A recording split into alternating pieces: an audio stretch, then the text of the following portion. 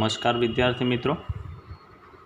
आज આપણે chapter number 12 માં ઉદાહરણના દાખલાનો અભ્યાસ કરીશું જે એક્ઝામ લક્ષી છે।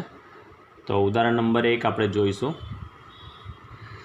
જેમ પૃથ્વી સૂર્યની આસપાસ કક્ષામાં ભ્રમણ કરે છે તેમ પરમાણુ અંગેના રધરફર્ડના ન્યુક્લિયસ મોડેલમાં ન્યુક્લિયસ સૂર્યના જેવો છે જેની આસપાસ ઇલેક્ટ્રોન ભ્રમણ કરે છે।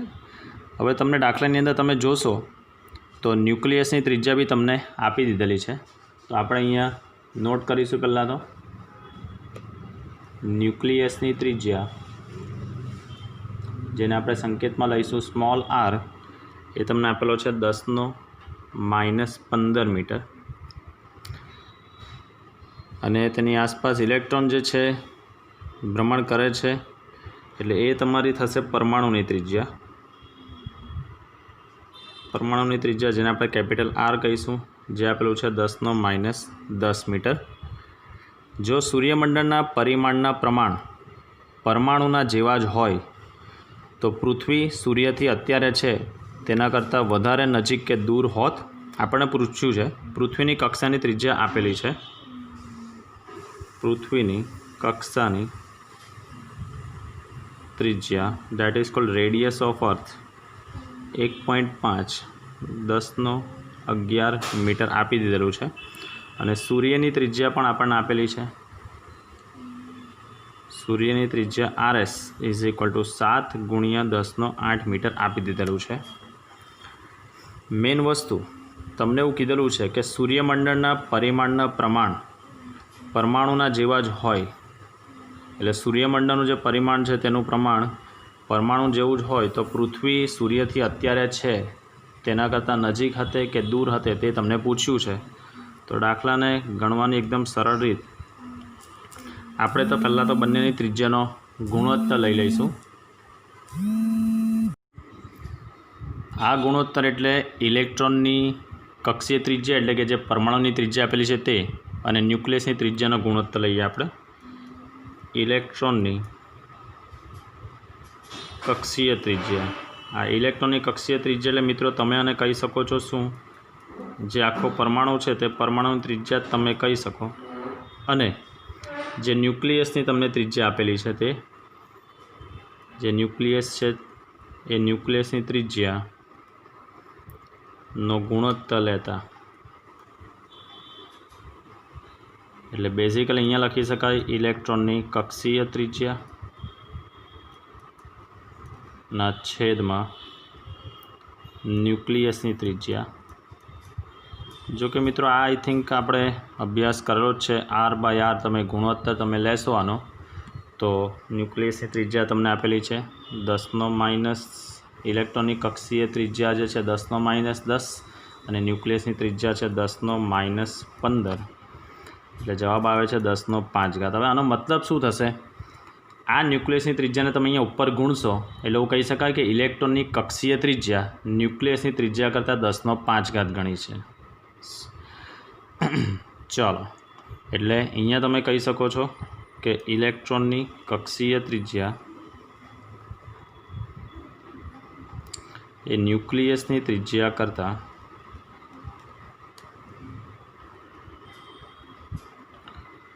10⁵ गणी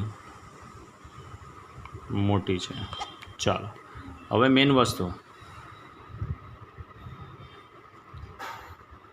धारी लईए आपणे कि पृथ्वीनी त्रिज्या अने सूर्यनी त्रिज्या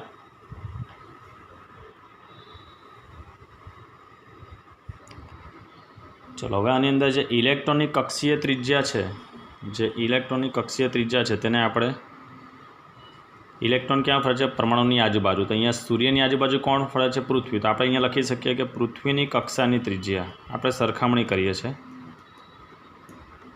छेदमां अहींया तमने आपेलुं छे न्यूक्लियसनी त्रिज्या। तो आपणी पासे सूर्यमंडळमां केंद्रमां कोण छे? सूर्य। तो अहींया लखी शकाय सूर्यनी त्रिज्या डेट इज इक्वल टू गुणोत्तर तमारी पासे छे केटलो 10⁵। चलो तो आना परथी आपणे लखी शकीए, धारी लईए अहींया अने आपणे कहीए RE/RS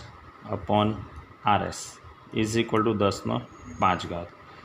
एनो मतलब कि RE इज इक्वल टू 10⁵ गुणिया RS 10⁵ ગુણ્યા RS is equal to 10⁵ RS એટલે સૂર્યની ત્રિજ્યા તમને આપેલી છે 7 ગુણ્યા 10⁸ તો ઇઝ ઇક્વલ ટુ 7 ગુણ્યા 10⁻13 મીટર થઈ શકે।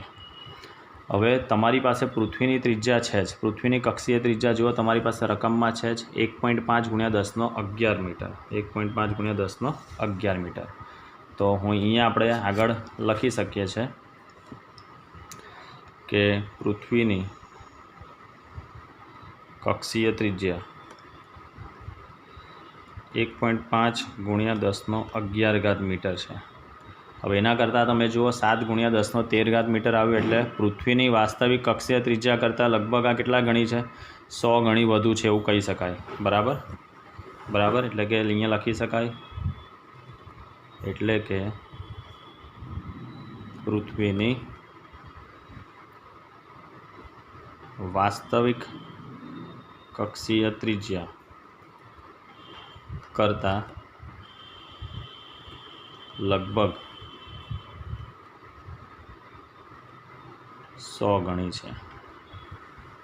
ચાલો બરાબર, તો આનો મતલબ એવો કહી શકાય આપણી જે પરમાણુની ત્રિજ્યા જેટલી તમે સૂર્યમંડળની પૃથ્વીની કક્ષીય ત્રિજ્યા લઈએ તો અહીંયા લખી શકાય શોર્ટમાં, એટલે કે પરમાણુની જે ત્રિજ્યા છે એ પરમાણુની ત્રિજ્યા જેટલી સૂર્યમંડળમાં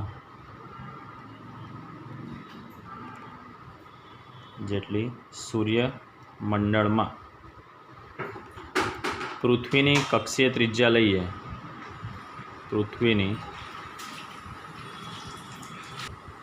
કક્ષીય ત્રિજ્યા લઈએ તો સૂર્યથી પૃથ્વી 100 ગણાથી વધારે દૂર હોત।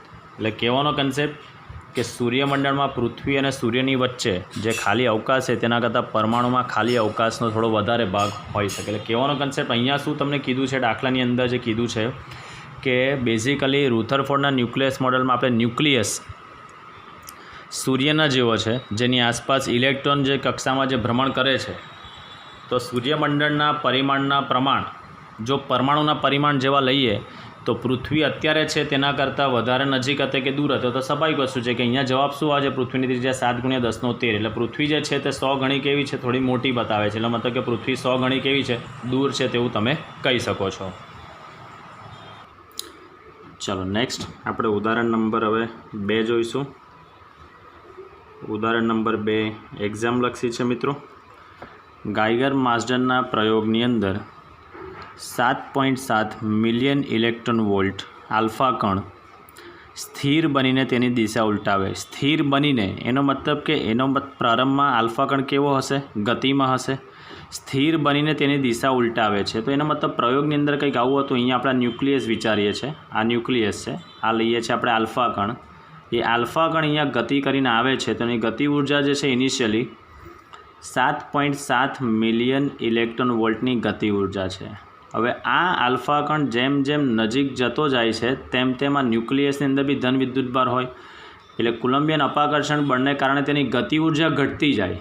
ગતિ ઉર્જા ઘટતી જશે તો એની સ્થિતિ ઉર્જા શું થશે? વધતી જશે। તો એ નજીક આવે છે, ધારો કે અહીંયા નજીક આવીને અહીંયા નજીક આવે છે ને અહીંયાથી પાછી એની દિશા ઉલટાવે છે, તો તમને એવું કીધું છે કે બેઝિકલી એનું નજીકમાં નજીક અંતર શોધે। એટલે અહીંયાથી તમારે આ અંતર આપણે મિત્રોનું શોધવાનું છે। યાદ કરો આ અંતર આપણે નામ આપેલું હતું ડિસ્ટન્સ ઓફ ક્લોઝેસ્ટ અપ્રોચ શોધવાનું છે। ડિસ્ટન્સ ઓફ ક્લોઝેસ્ટ અપ્રોચ આપણે શોધવાનું છે।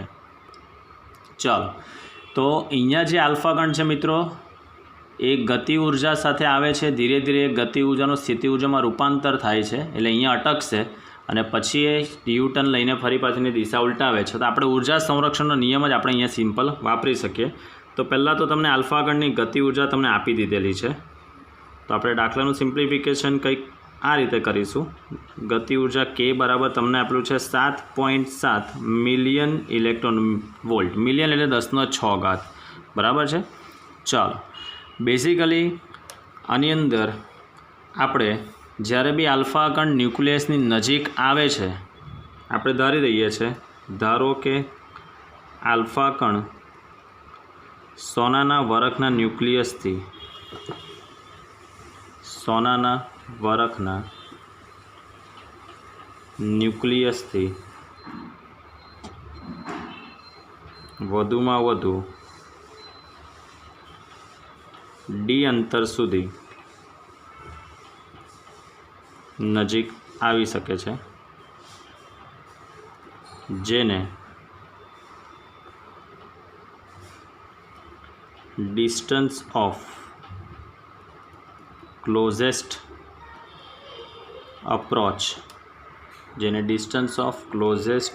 અપ્રોચ કહે છે। ચાલો, તો આ અંતરે ઉર્જા સંરક્ષણના નિયમ મુજબ, એટલે કે યાંત્રિક ઉર્જા સંરક્ષણના નિયમ મુજબ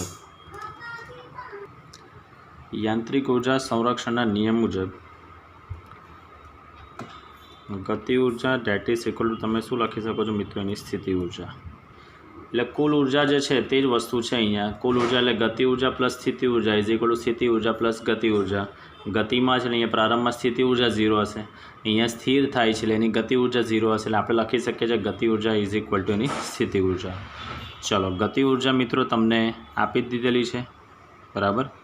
ગતિ ઉર્જા આપણી પાસે છે જ 7.7 MeV, અને સ્થિતિ ઉર્જાનું સૂત્ર તમારી પાસે છે જ કે Q1 Q2 upon R। Q1 એટલે આલ્ફા ગણના ન્યુક્લિયસનો વિદ્યુતભાર, Q2 એટલે સોનાના વરખના કેન્દ્રનો ન્યુક્લિયસનો વિદ્યુતભાર upon distance of closest approach કેટલું છે એનું D છે। ચાલો, આપણે આ જે મિલિયન ઇલેક્ટ્રોન વોલ્ટ છે તેને આપણે જૂલમાં ફેરવીશું મિત્રો આની અંદર, બરાબર।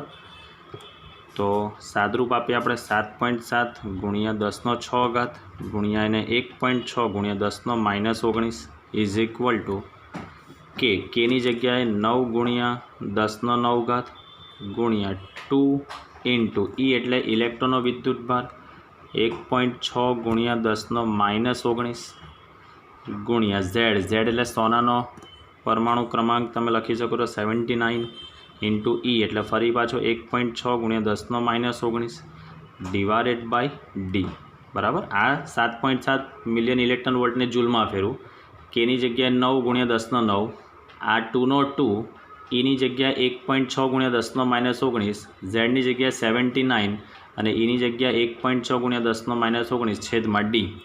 તો આના પરથી આપણે D શોધવાનો છે મિત્રો, તો D date is equal two આ D ઉપર જશે ને આ સ્ટેપ આખું શું થશે અહીંયા નીચે આવી જશે। તો આપણે લખી શકીએ છીએ 9 ગુણ્યા 10⁹ ગુણ્યા 2 ગુણ્યા આ 1.6 10⁻⁻19 બે વાર છે તો હું ડાયરેક્ટ વર્ગ જ કરી દઉં છું, 1.6 10⁻⁻19નો વર્ગ ગુણ્યા 79ના છેદમાં આપણે લખી શકીએ છીએ 7.7 ગુણ્યા 10⁶ ગુણ્યા 1.6 10⁻⁻19। સાદરૂપ તમે આપશો મિત્રો તો D ઇઝ ઇક્વલ ટુ જવાબ આવે છે 295.48 ગુણ્યા 10⁻16 મીટર, બરાબર। ચાલો, હા એનો વધુમાં વધુ આટલા નજીક અંતર સુધી જઈ શકે છે। આને તમારે ફર્મીમાં ફેરવવું હોય તો તમે ફેરવી શકો છો, એટલે આને તમે લખી શકો છો 29.548 10⁻15 એટલે એપ્રોક્સ 30 ફર્મી સુધીનો અંતરનો જવાબ તમે લાવી શકો છો। તો આની અંદર મિત્રો જે સમજવાની વસ્તુ હતી ત્યાં હતી કે આલ્ફા કણ પ્રારંભમાં નીકળે છે ત્યારે એની પાસે ગતિ ઉર્જા હશે, જેમ જેમ નજીક જાય છે તેમ તેમ અહીંયા જેમ આ અંતરે આવે છે તો એના પર કુલંબિયન અપાકર્ષણ બળ વધી જાય છે, જેને કારણે ગતિ ઉર્જાનું ધીરે ધીરે અહીંયા સ્થિર થાય છે, એટલે સ્થિતિ ઉર્જામાં રૂપાંતર થયું, એટલે આપણે અહીંયા ઉર્જા સંરક્ષણનો નિયમ વાપરી શકીએ છીએ। પ્રારંભિક કુલ ઉર્જા ઇઝ ઇક્વલ ટુ અંતિમ કુલ ઉર્જા। પ્રારંભિક કુલ ઉર્જા એટલે ગતિ ઉર્જા પ્લસ સ્થિતિ ઉર્જા, પણ ગતિમાં છે એટલે સ્થિતિ ઉર્જા એની 0 હશે પ્રારંભમાં, અહીંયા આવે છે ત્યારે સ્થિર થાય છે એટલે એની ગતિ ઉર્જા 0 હશે, એટલે અહીંયા ગતિ ઉર્જા તે ઇઝ ઇક્વલ ટુ અહીંયા શું બનશે મિત્રો એની સ્થિતિ ઉર્જા। એટલે આપણે એ જ કન્સેપ્ટનો ઉપયોગ કરીને આપણે દાખલાનું સાદરૂપ અહીંયા આપેલું છે જે તમે જોઈ શકો છો। આ ગતિ ઉર્જા, આ સ્થિતિ ઉર્જા, કિંમત મૂકી આપણે એનું સાદરૂપ આપતા ડીનો આપણને જવાબ આવે છે। આ જવાબ તમે ફર્મીમાં લાવી શકો છો। નેક્સ્ટ આપણે જોઈશું મિત્રો ઉદાહરણ નંબર 3। આ એક્ઝામ પોઈન્ટ ઓફ વ્યૂથી કામનો દાખલો છે। પ્રાયોગિક રીતે એવું જણાયું છે કે હાઇડ્રોજન પરમાણુને પ્રોટોન અને ઇલેક્ટ્રોનને છૂટા પાડવા માટે 13.6 ઇલેક્ટ્રોન વોલ્ટ ઉર્જાની જરૂર પડે છે। છૂટા પાડવાના છે, એનો મતલબ કે અત્યારે ઇનિશિયલ સ્ટેજ પર કેવા હશે, બંધિત અવસ્થામાં હશે। તો આપણને અહીંયા કુલ ઉર્જા આપી દીધેલી છે, હાઇડ્રોજન પરમાણુની કુલ બંધિત ઉર્જા આપણને આપી દીધેલી છે 13.6 ઇલેક્ટ્રોન વોલ્ટ। 13.6 electron volt. આ ઇલેક્ટ્રોન વોલ્ટને તમારે જૂલમાં ફેરવવું હોય તો તમે આને સાદરૂપ આપી શકો છો 13.6 ગુણ્યા 1.6 ગુણ્યા 10⁻⁻19 જૂલ। ચાલો, તમને એવું કીધેલું છે તો હાઇડ્રોજન પરમાણુમાં ઇલેક્ટ્રોનની કક્ષીય ત્રિજ્યા એટલે આર શોધવાનું છે અને કક્ષીય વેગ એટલે વી શોધવાનું છે। જ્યાં ઇલેક્ટ્રોનનું દળ જે તમારા લોહીમાં છે 9.1 10⁻31 કિલો અને ચાર્જ ઓફ ઇલેક્ટ્રોન તમને ખબર જ છે 1.6 10⁻19 કુલમ। તો બેઝિકલી હાઇડ્રોજન પરમાણુની આપણને કુલ ઉર્જાનું સૂત્ર તમારી પાસે છે જ। હાઇડ્રોજન પરમાણુની કુલ ઉર્જા આપણે થિયરીની અંદર મિત્રો જોઈ ગયા છે। કુલ ઉર્જા E =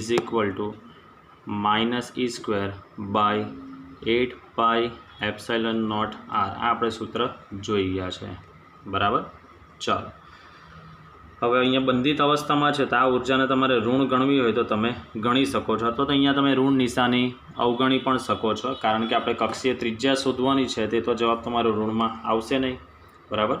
ચાલો, તો અહીંયા હું લખું છું E = -E²/4πε0 × 2 આ લખું છું, કારણ કે 1/4πε0ની કિંમત મને ખબર છે કે તમે લખી શકો છો, બરાબર।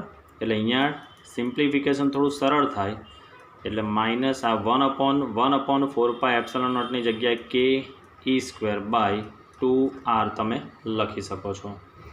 હવે આના પરથી આપણે આર શોધવાનું છે, કક્ષીય ત્રિજ્યા, તો લખી શકાય -ke²/2e। સો માઇનસ કેની જગ્યા 9 ગુણ્યા 10⁹ ચાર્જ ઓફ ઇલેક્ટ્રોન 1.6 ગુણ્યા 10⁻19 વર્ગ છેદમાં 2 ગુણ્યા ઇલેક્ટ્રોનની ઉર્જા આપણી પાસે છે -13.6 ગુણ્યા 1.6 ગુણ્યા 10⁻19 આપણે ઇલેક્ટ્રોન વોલ્ટને જૂલમાં ફેરવેલું છે। તમે મિત્રો આનું સાદરૂપ આપશો તો R = આનો તમને જવાબ મળે છે 5.3 ગુણ્યા 10⁻11 મીટર, અથવા તો આને તમે 0.53 એંગસ્ટ્રોમ પણ કહી શકો છો। આ મિત્રો એનો ફિક્સ આન્સર જ છે, બરાબર। આને તમે હાઇડ્રોજન પરમાણુની બોહર ત્રિજ્યા પણ તમે કહી શકો છો। આપણે સ્વાધ્યાયના દાખલાની અંદરનો યુઝ કરીશું ત્યારે હું તમને પાછું યાદ કરાવીશ। ચલો, હવે આપણે સમજવાનું છે મિત્રો એની કુલ ઉર્જા, કક્ષીય વેગ આપણે સમજવાનો છે। તો આપણે એક રિલેશન ભણી ગયા છે મિત્રો, કદાચ તમને યાદ હશે જ કે ગતિ ઉર્જા જે છે, ગતિ ઉર્જા k = -E થાય, આવું આપણે ભણી ગયા છે। અહીંયા તમારી પાસે કિંમત છે જ, બરાબર। ગતિ ઉર્જાનું સૂત્ર છે k = ½ mv² અને પાછું -13.6 એટલે માઇનસ ડાયરેક્ટ હું પ્લસ કરી જ દઉં છું 13.6 ગુણ્યા 1.6 ગુણ્યા 10⁻19। કક્ષીય વેગ એટલે v² શોધવાનો છે, તો v² = 2 ગુણ્યા 13.6 ગુણ્યા 1.6 ગુણ્યા 10⁻19 ના છેદમાં આ m નીચે આવશે, m એટલે માસ ઓફ ઇલેક્ટ્રોન 9.1 ગુણ્યા 10⁻31 કિલો। તો આના પરથી v² તમારો જવાબ આવશે 4.7824 × 10⁻12। સાદરૂપ તમે મિત્રો જાતે આપી શકો છો, બંને બાજુ તમે વર્ગમૂળ લેશો તો v બરાબર જવાબ આવે છે 2.1868 ગુણ્યા 10⁶ મીટર/સેકન્ડ। તો આ રીતે તમે કક્ષીય ત્રિજ્યા અને કક્ષીય વેગ શોધી શકાય છે। દાખલો ઘણો સરળ છે, આ બેઠું થિયરીનું સૂત્ર છે જે આપણે ભણી ગયા છે મિત્રો। હાઇડ્રોજન પરમાણુની કુલ ઉર્જાનું સૂત્ર આપણે થિયરીના પોઈન્ટ ઓફ વ્યૂથી આપણે આ સૂત્ર જોઈ જ ગયા છે।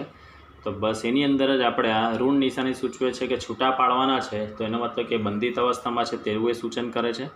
તો આ રીતે આપણે દાખલાને સિમ્પલી સાદરૂપ આપી શકીએ છીએ। નેક્સ્ટ આપણે જોઈશું આગળ મિત્રો ઉદાહરણ નંબર 4। हाइड्रोजन परमाणु में उदाहरण नंबर 4 है। हाइड्रोजन परमाणु में प्रोटोननी आसपास भ्रमण करता इलेक्ट्रॉन वडे उत्सर्जित प्रकाशनी प्रारंभिक आवृत्ति प्रचलित विद्युत चुंबकीय वाद अनुसार गणो।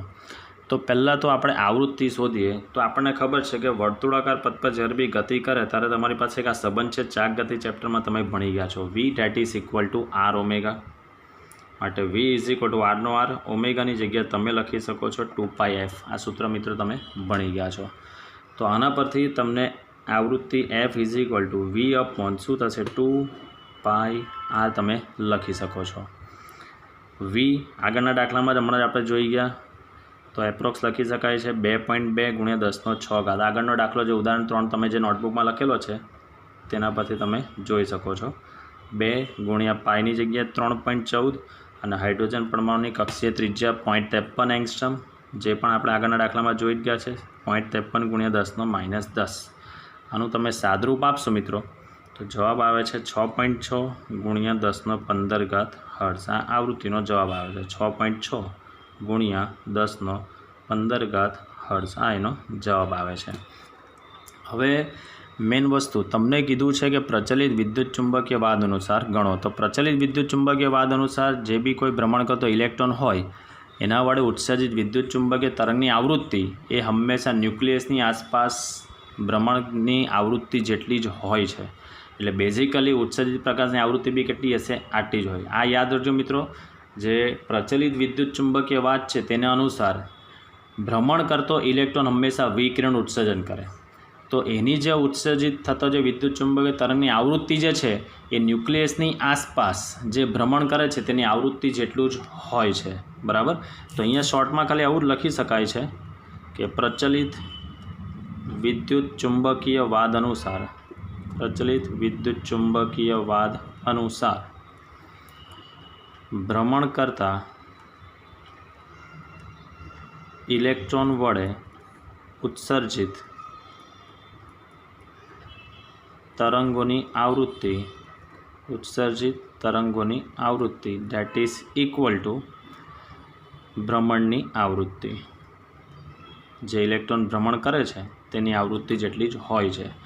एटले आना परथी माटे आपणे उत्सर्जित प्रकाशनी आवृत्ति लखवी होय तो अहींया लखी शकाय छे कि जे उत्सर्जित प्रकाशनी आवृत्ति जे छे मित्रों ए पण केटली हशे 6.6 × 10⁻15 हर्ट्ज ज होई शके छे 6.6 × 10⁻15 हर्ट्ज। आ पॉइंट मित्रों एक्जामनो पॉइंट ऑफ व्यू थी एमसीक्यू माटे घणो कामनो छे कि प्रचलित विद्युत चुंबकीय वाद अनुसार जे भ्रमण करतो इलेक्ट्रॉन हमेशा ऊर्जानुं उत्सर्जन करशे एटले कि जे विकिरण उत्सर्जन करे छे तेनी आवृत्ति ए तेनी भ्रमणनी आवृत्ति जेटली ज होय छे એટલે ભ્રમણની આવૃત્તિ આપણે જે શોધી તે જ ઉત્સર્જિત પ્રકાશની આવૃત્તિ જેટલી હોઈ શકે છે। ચલો ઉદાહરણ નંબર 5 જોઈશું। પૃથ્વીની આસપાસ 10 કિલોગ્રામનો એક ઉપગ્રહ તો ઉપગ્રહનો દળ આપેલું છે મિત્રો 10 કિલો 8000 કિલોમીટર ત્રિજ્યા ધરાવતી વર્તુળાકાર કક્ષામાં એટલે એની કક્ષીય ત્રિજ્યા આપેલી છે આપણને 8000 કિલોમીટર આપેલી છે અને તમે મીટરમાં ફેરવવું હોય તો 8 × 10⁶ મીટર તમે લખી શકો છો। દર 2 કલાકે એટલે એનો આવર્તકાળ આપેલો છે t ઇઝ ઇક્વલ ટુ 2 કલાક આપણને આપેલું છે। આવર્તકાળ આપેલો છે મિત્રો 2 કલાક 1 કલાકની 3600 સેકન્ડ તો 2 કલાકની કેટલી સેકન્ડ થશે ભાઈ તો કે ભાઈ 7200 સેકન્ડ થશે। चलो बोरना कोणीय वेगमाननो अधितर्क कोणीय वेगमान याद करवुं भणी गया छो कि L is equal to NH/2π एटले कोणीय वेगमाननो अधितर्क हाइड्रोजन परमाणुना इलेक्ट्रॉननी जेम ज उपग्रहने पण जो लागू पड़े एम एवो धारीए तो क्वॉन्टम अंक एटले n आपणे शोधवानो छे मित्रों। तो आपणी पासे बोरनो अधितर्क छे कोणीय वेगमान L is equal to mvr is equal to NH/2π mvr is equal to चलो माटे mvr is equal to NH/2π m v नी जग्याए तमे लखी सको छो मित्रों v is equal to 2πr/t एनो कक्षीय झड़प v इज इक्वल टू कापेलुं अंतर छेदमां ते माटे लागतो समय into r that is equal to NH/2π। ચલો આપણે આની અંદર મિત્રો શોધવાનું જે છે તે આપણે n શોધવાનો છે, તો અહીંયા સૂત્ર શું બનશે? અહીંયા ચલો આ 2π અહીંયા ઉપર ગુણાશે એટલે હું ડાયરેક્ટ nનું સૂત્ર લખું છું, તો n ઇઝ ઇક્વલ ટુ આ m ગુણ્યા આ 2π ઇન્ટુ 2π એટલે 4π² ઇન્ટુ આ r ઇન્ટુ r એટલે r², બરાબર છે, ડિવાઇડેડ બાય આ t ઇન્ટુ આ h નીચે આવશે એટલે t ઇન્ટુ h। હવે આપણે કિંમતો જ બધી મૂકવાની છે। ચલો m એટલે તમને દળ આપેલું છે મિત્રો 10 કિલો, એટલે અહીંયા 10 ગુણ્યા 4 ગુણ્યા 3.14 વર્ગ ગુણ્યા r એટલે 8 ગુણ્યા 10⁶ એનો વર્ગ છે, એટલે અહીંયા લખી શકાશે 8 ગુણ્યા 10⁶ વર્ગ છેદમાં t તમને આપેલું છે 7200 સેકન્ડ આપણે લાવેલા છે, 7200 ગુણ્યા hની કિંમત છે 6.625 10⁻−34 જૂલ ઇન્ટુ સેકન્ડ। તો અહીંયા તમે n ઇઝ ઇક્વલ ટુ જવાબ લાવશો, સાદરૂપ આપશો તો જવાબ આવે છે 0.5287 ઇન્ટુ 10⁻46, એટલે n ઇઝ ઇક્વલ ટુ આપણે લખી શકીએ 5.3 ગુણ્યા 10⁻45। હવે તમે જોઈ શકો છો કે અહીંયા ક્વોન્ટમ નંબર જે છે તે ઘણો મોટો છે, બરાબર, એટલે ઉપગ્રહ માટેના ક્વોન્ટમ અંક કેવો આવે છે? ઘણો મોટો આવે છે। એટલે બેઝિકલી બોરનો અધિતર્ક આપણે ખબર જ છે, અહીંયા કન્સેપ્ટ કોણીય વેગમાન L is equal two mvr અને કોણીય વેગમાન L is equal to NH/2π સરખાવેલું છે। v ગોળ ફરે એટલે એને કક્ષીય ઝડપ કાપેલું અંતર 2πr છેદમાં તે માટે લાગતો સમય t, કારણ કે તમને આવર્તકાળ પણ આપેલો છે મિત્રો, r અહીંયા છે NH/2π। કિંમત મૂકવી, એને સૂત્રનો કરતા બનાવીને કિંમત મૂકો તો જે આવે તે તમારો જવાબ। નેક્સ્ટ છેલ્લું ઉદાહરણ છે મિત્રો, ઉદાહરણ નંબર 6। આ બોર્ડમાં આ વર્ષે જ રિપીટરોની જે હમણાં એક્ઝામ ગઈ તેમાં આ દાખલો પૂછાયો હતો, બરાબર। દાખલો ઘણો સરળ છે। રીડબર્ગના સૂત્રનો ઉપયોગ કરીને હાઇડ્રોજન વર્ણપટની લાયમન શ્રેણીની પ્રથમ 4 રેખાઓની તરંગ લંબાઈની ગણતરી કરવાની છે। તો આપણી પાસે તરંગ લંબાઈ એટલે તરંગ સંખ્યાવાળું આ 1/λનું સૂત્ર છે આપણી પાસે, 1/λ ઇઝ ઇક્વલ ટુ r, લાયમન શ્રેણી તો 1/1² માઇનસ 1/n², આ લાયમન શ્રેણીનું આપણી પાસે સૂત્ર છે, બરાબર। તો બેઝિકલી પ્રથમ 4 એટલે nની જગ્યાએ અહીંયા 1 છે, અહીંયા 1 છે તો 4 એટલે અહીંયા આપણે પહેલાં 2 મૂકીશું, 3 મૂકીશું, 4 મૂકીશું અને 5 મૂકીશું, જ્યાં n બરાબર આપણે લઈશું 2, 3, 4 અને 5 આપણે લેવાનું છે। પ્રથમ 4 કીધું છે ને એટલે આ ધરાસ્થિતિ, પછી આ આલ્ફા, બીટા, ગેમા અને ડેલ્ટા આપણે શોધવાનું છે। ચાલો તો પહેલાં આપણે લઈશું n બરાબર 2 લેતા, ચાલો તો એને હું આપણું છું 1/λ, એની કિંમત આપણે નામ આપી દઈએ 2 થી 1 આવે છે એટલે λ21 એને કહીશ, પછી 3 થી 1 આવે તો 3 1 4 1 અને 5 1 એવું નામ આપી દઈશું આપણે। આ 1.rનું કિંમત તમારી પાસે છે 1.097 ઇન્ટુ 10⁻7, 1/1² એટલે 1 માઇનસ 1/2 મૂકીશું એટલે 2નો વર્ગ અહીંયા 4, તો 1/λ21 ઇઝ ઇક્વલ ટુ અહીંયા તમે સાદરૂપ આપશો તો આ 4 એકા 4, 4 માઇનસ 1 એટલે 3/4 આવશે, એટલે 1.097 ઇન્ટુ 10⁻7 ઇન્ટુ 3/4, બરાબર। આપણે λ21 શોધવાનું છે એટલે આનું આપણે વ્યસ્ત કરી દઈએ એટલે 4 ઉપર જશે, 4 ડિવાઇડેડ બાય 3 ઇન્ટુ 1.097 10⁻7, એટલે λ21 ઇઝ ઇક્વલ ટુ જવાબ આવે છે 1.2154 10⁻⁻7 મીટર। આ થયું મિત્રો, તમારે એને એંગસ્ટ્રમમાં ફેરવવું હોય તો પણ તમે એને ફેરવી શકો છો। આ પોઈન્ટ અહીંયા છે, અહીંયા 1, 2 ને 3 એટલે 1215.4 ગુણ્યા 10⁻10, એટલે એ જવાબ તમે એંગસ્ટ્રમમાં પણ લખી શકો છો। એટલે અહીંયા મારે લખવું હોય તો હું જસ્ટ સમજવા માટે લખી દઉં છું, બાકી આટલા જવાબને રહેવા દેવાનો।